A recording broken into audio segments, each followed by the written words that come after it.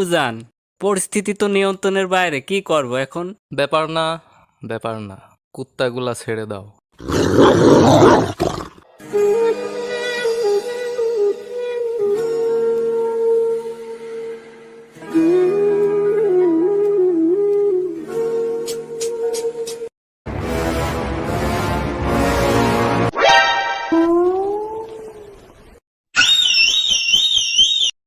A few moments later.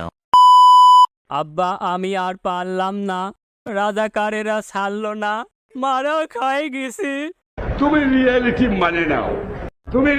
মানে নাও, এদিক চিন্তা ভাবনা না করে নিজের মানুষকে বাঁচাও। 12টা তোমার বেজে গেছে।